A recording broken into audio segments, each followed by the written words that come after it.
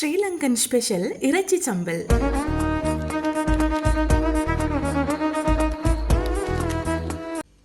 இந்த சிக்கன் சம்பல் செய்கிறதுக்கு 1/2 kilo boneless chicken, எலும்பு இல்லாத சிக்கன் எடுத்திருக்கேன் 1/2 கிலோ. அதோட 8 வெங்காயம், சின்ன சின்ன வெங்காயம்ன்றதுனால 8 வெங்காயம் எடுத்திருக்கேன். பெரிய சைஸ் வெங்காயம் இருந்தால் 3 வெங்காயம் தாராளமாக போதும். கருவேப்பிலை, வெள்ளைப்பூடு, பச்சை மிளகாய், கொஞ்சமாக நமக்கு லெமன் ஓர் லைம் தேவைப்படும். வாங்க இதை வச்சு எப்படி சிக்கன் சம்பல் செய்யுதுன்றதை பார்க்கலாம். குக்கரில் சிக்கனை போட்டு அதில் 1/2 டீஸ்பூன் அளவு உப்பு, 1/2 டீஸ்பூன் அளவுக்கு மிளகாய் தூள், 1 டீஸ்பூன் இஞ்சி பூண்டு விழுது போட்டு நல்லாவே பிசைஞ்சு கொஞ்சமாக தண்ணி ஊற்றி 3 அல்லது 4 விசில் வச்சு எடுத்தீங்கன்னா போதும். சிக்கனை வேக வச்சுருக்கோம், அது வெந்துட்டு இருக்கட்டும். இப்போ நம்ம மற்ற பொருட்கள் எல்லாத்தையும் நல்லா பொன்னிறமாக பொரிச்சு எடுக்கணும்.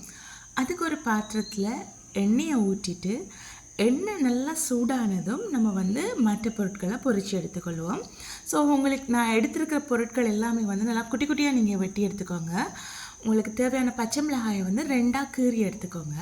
இப்போ நம்ம நமக்கு தேவையான அளவு வெங்காயத்தை நல்லா பொன்னிறமாக சிவக்கும் வரைக்கும் பொரித்து எடுக்க போகிறோம். ஆனால் கருக்க விட்டுறாதீங்க. கருகிச்சு அப்படின்னு சொன்னால் உங்களுக்கு கசப்பான ஒரு சுவை வரும். கருக விடாமலுக்கு நல்லா பொன்னிறமாக வர்ற வரைக்கும் நீங்கள் பொரித்து எடுக்கணும். வெங்காயம் பொரிக்கும் போது கருகிரும் அப்படின்னு சொல்லி அரையும் குறையுமா பொரிக்க வேணாம். அப்போ சம்பல் நமக்கு நீண்ட காலம் வச்சுருக்க முடியாமல் போகும். ஸோ அதனால் நல்லா பொரிச்சு எடுத்துக்கோங்க. அடுத்ததாக நம்ம அவிச்சு வச்சுருக்கிற சிக்கன். ஸோ சிக்கன் அவிச்சதுக்கப்புறம் அந்த சிக்கனை எடுத்து நம்ம நல்லா பொரிச்சு எடுக்க போகிறோம். அப்போ தான் நமக்கு அந்த சம்பல் நிறைய நாட்களுக்கு நம்ம பழுதாகாமலுக்கு வச்சுருக்கலாம். அண்ட் டேஸ்ட்டும் நல்லாயிருக்கும். இப்போ சிக்கனை நல்ல பொன்னிறமாக வர்ற வரைக்கும் பொரிச்சு எடுத்துக்கோங்க. இந்த பதத்துக்கு சிக்கன் நல்லா பொரிஞ்சதுக்கப்புறம் சிக்கனை இறக்கி நல்லா ஆற வச்சுருங்க. சுட சுட நம்ம அரைக்கக்கூடாது. நல்லா ஆறினதுக்கப்புறம் ஒரு பிளெண்டர் ஜாரில் நீங்கள் பொரித்து வச்சுருக்கிற சிக்கனெல்லாம் சேர்த்து ஒரு 4 சுற்று எடுத்தீங்கனாலே தாராளமாக எல்லாமே நல்லாவே துண்டு துண்டுகளாக வந்துடும். இப்போ வேறையாக ஒரு பாத்திரத்தில் நம்ம சம்பலை மிக்ஸ் பண்ண போகிறோம். ஒரு பாத்திரத்தில் கொஞ்சமாக எண்ணெய் விட்டு, கூட எண்ணெய் போட்டுறாதீங்க, கொஞ்சமாக எண்ணெய் விட்டு சின்ன சீரகம், கொஞ்சம் பெருஞ்சீரகம், அதோட ஒரு கருவாப்பட்டை துண்டு, தேவையான அளவு உங்களுக்கு உங்களோட வாசனைக்கு ஏற்றவாறு ஒரு 3 அல்லது ஒரு 4 ஏலக்காய், வாசனை சூப்பராக இருக்கும். ஸோ ஏலக்காய் போட்டு நல்லா வதக்கி பொன்னிறமாக வதக்கி எடுத்துக்கோங்க. இதில் கடுகுலாம் நீங்கள் சேர்க்கக்கூடாது. நல்லா பொன்னிறமாக வதங்கினதும் அதோட நீங்கள் தட்டி வச்சுருக்கிற வெள்ளைப்பூடு குட்டி குட்டியாக வெட்டாதீங்க, தட்டிட்டு போடுங்க. அப்போ தான் அந்த டேஸ்ட்டும் மனமும் சூப்பராக இருக்கும். ஸோ தட்டி வச்சுருக்கிற வெள்ளைப்பூடு போட்டு நல்லா பொன்னிறமாக வரும் வரைக்கும் நல்லா அந்த பேன்லேயே ஃப்ரை பண்ணுங்கள். அதோடய நீங்கள் 2 துண்டுகளாக கீறி வச்சுருக்கிற பச்சை மிளகாய் சேர்த்துக்கொள்ளுங்க. நான் இதில் பச்சை மிளகாய் 4 பச்சை மிளகாய் சேர்த்துருக்கேன். இதில் நான் 1/2 கிலோ சிக்கன் எடுத்திருக்கேன். ஸோ 1/2 கிலோ சிக்கனுக்கு ஏற்ற மாதிரி தான் இந்த ரெசிபீஸ் நான் உங்களுக்கு போட்டிருக்கேன், சொல்லி கொண்டிருக்கேன். நீங்கள் அதை விட கூடுதலாக இருந்தால் இதை விட அதிகமாக நீங்கள் சேர்த்துக்கோங்க.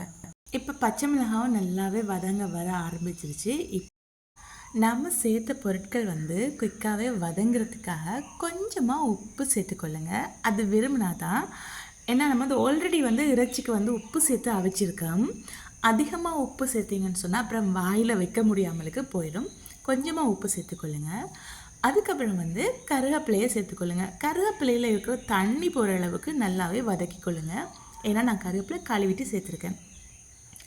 அதுக்கப்புறம் நீங்கள் அரைச்சி வச்சுருக்கிற இறைச்சி, அதாவது சிக்கன், அதையும் சேர்த்து நல்லாவே கிளறி விடுங்க. இறைச்சி சேர்த்து நல்லாவே பிரட்டினதுக்கு அப்புறம் எல்லா நம்ம சேர்த்த பொருட்கள் எல்லாம் இறைச்சியோட நல்லா மிக்ஸ் ஆகிற மாதிரிக்கு நல்லா பிரட்டிக்கொள்ளுங்க. நல்லா பிரட்டினதுக்கு அப்புறம் வந்து துண்டு மிளகாய், அதாவது கொரண்டு அரைத்த காய்ந்த மிளகாய், நம்ம வந்து அதை வந்து நாங்கள் வந்து அது கட்டர் தூள் அப்படின்னு சொல்லுவோம். ஸோ அந்த துண்டு மிளகாய் உங்களுடைய உரைப்புக்கேற்ப நான் வந்து 2 டேபிள் ஸ்பூன் வந்து துண்டு மிளகாய் வந்து எடுத்திருக்கேன். ஸோ 2 டேபிள் ஸ்பூன் துண்டு மிளகாய் சேர்த்து நல்லாவே பிரட்டி கொள்ளுங்க.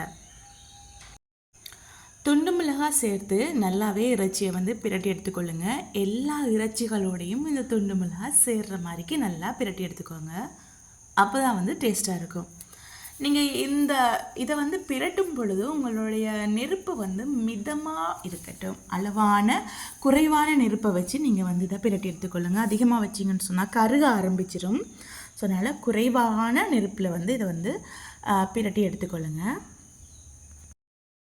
இந்த சம்பல் வந்து வெளியூரில் தங்கி படிக்கிற அல்லது வேலை பார்க்குறவங்களுக்கு அவ்வளோ பெரிய ஒரு வரப்பிரசாதம்.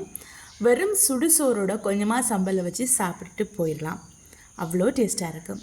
ரைட், இந்த மாதிரி நல்லா நம்ம பிரட்டினதுக்கு அப்புறம் இப்போ நம்ம வந்து பொரிச்சு வச்சுருக்கிற வெங்காயத்தை வந்து சேர்க்க போகிறோம். வெங்காயத்தை வந்து சேர்க்கும்போது கடைசியாக தான் வெங்காயத்தை சேர்க்கணும். இன்னும் ஆல்ரெடி நம்ம நல்லா பொரிச்சு வச்சுருக்கோம். நேரத்தோடய நம்ம வெங்காயத்தை சேர்த்தா அந்த பொரியல் வந்து இன்னும் வந்து கருகிற தன்மையை கொண்டு வந்து கசப்பு தன்மையை கொண்டு வந்துடும். வெங்காயம் நல்லா இறைச்சியோட மிக்ஸ் ஆகிற மாதிரி கிளறி விட்டதுக்கு அப்புறம் லெமன் அல்லது லைம், நான் வந்து இந்த இடத்துல லெமன் எடுத்துருக்கேன். அதனால் பாதி இல்லை, பாதிக்கும் குறைவாக, கால்வாசிக்கும் குறைவான ஒரு துண்டு வந்து புளிஞ்சு விட்டுருங்க. இதில் நீங்கள் லைம் எடுக்கிறதா இருந்தால் பாதி லைம் போட்டிங்கனாலும் போதும், அந்த புளிப்பு சுவைக்காக. புளிஞ்சிட்டு கிளறி விட்டுருங்க. இந்த டைமில் வந்து அடுப்பு ஆஃப்லாம் இருக்குது, அடுப்பை வந்து ஒன் பண்ணக்கூடாது. அடுப்பை ஆஃப் பண்ணிவிட்டு லெமன் புளிஞ்சு விடுங்க. புளிஞ்சு வச்சுட்டு ஒரு கரண்டி எடுத்து சோறு வச்சு சாப்பிட்டு பாருங்கள், அமிர்தம். அதுக்கப்புறம் உங்களுக்கு தேவையான அளவு ஒரு கண்டெய்னரில் போட்டு மூடி வச்சு சாப்பிடுங்க. இந்த ரெசிபியை கட்டாயம் செஞ்சு பாருங்கள்.